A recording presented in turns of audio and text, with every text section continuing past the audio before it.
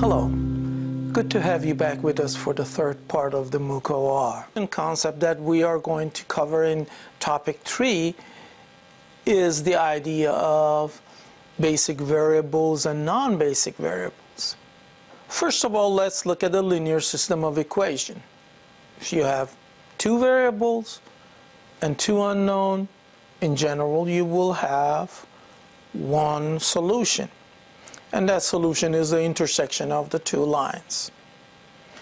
If you have three variables and three unknown, then in general we are expecting to have one solution. Again, there are exceptions, but we are not going to worry about them at this time.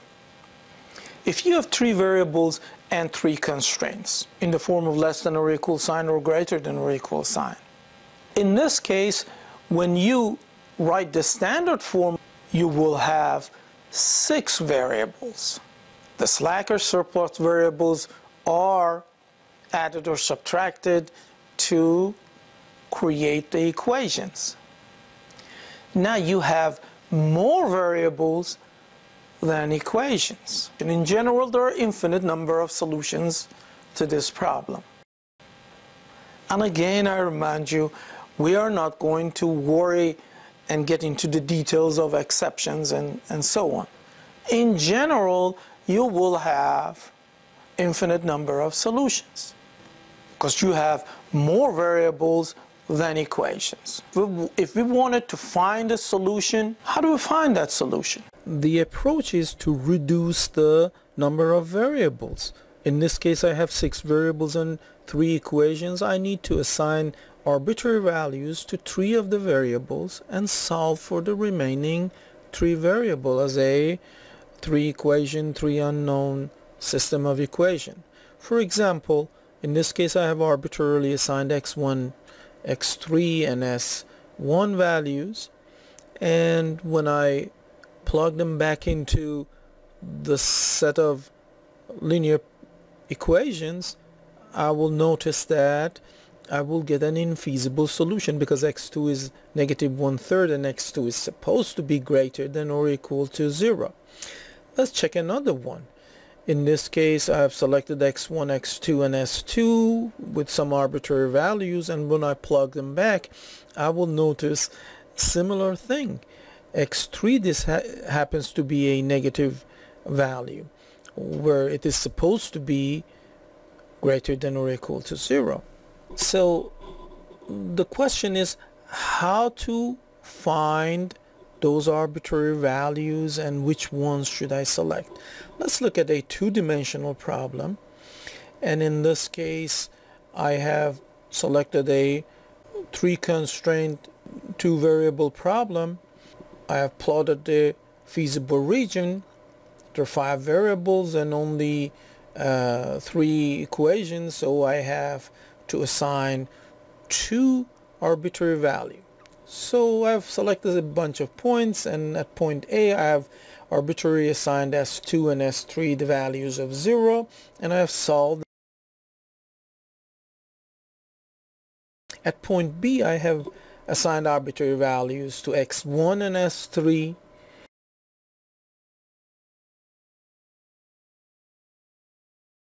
At point C I have assigned arbitrary values to x1 and x2. These are just arbitrary values selected. Then point C, you notice that it is in the middle of the feasible region.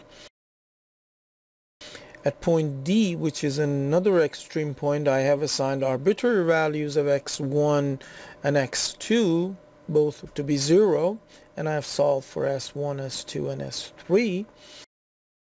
You notice that I have assigned arbitrary numbers. If your arbitrary values are 0, then you will get the variables which are called basic and non-basic variables. Those that you assign the value of 0 are called non-basic variables, and those that you solve for them are called basic variables. Let's look at an example that we have had before. In this case, I have arbitrarily assigned the values of x1 and x2. They become my non-basic variables, and I will solve, and I notice that this is going to be point A, an extreme point. I'm going to assign a different combination, x2 s2 equals 0 as my non-basic variable, and I solve it and I find it's point B. I will assign another different combination, s1 s2 equals 0, and I will sign, and I will notice that it will end up at point C. Similarly, for point D and E, the same type of calculations can be performed with assignment of these non-basic variables and finding the actual basic variables.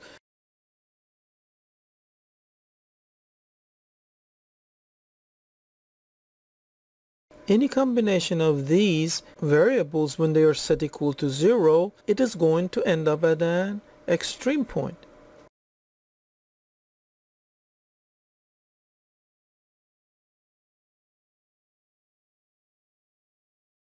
Not necessarily that it is a feasible extreme point, it is true for infeasible extreme points too. For example, if I arbitrarily choose x2 and s1 and set them equal to 0, and when I solve them, I will end up at point U.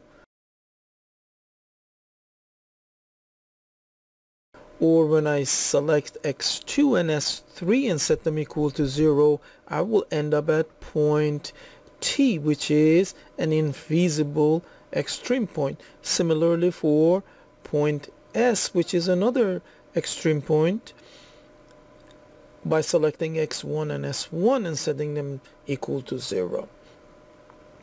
And again, just same type of calculation for point R. So the fact is that by selecting the combination and setting them equal to 0 as my non-basic variable, I will get an extreme point. So let's see what we have learned so far. We know that the optimal solution of an LP is at the feasible extreme point. And we know that each extreme point, feasible or infeasible, is associated with a set of basic and non-basic variables. There is a very crucial observation that we need to make right now. Consider two adjacent extreme points. For example, in this case, pick point C and point D.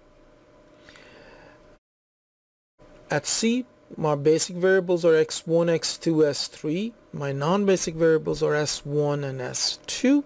And at D, I have x1, x2, s2 as my basic variable, and s1 and s3 as my non-basic variable.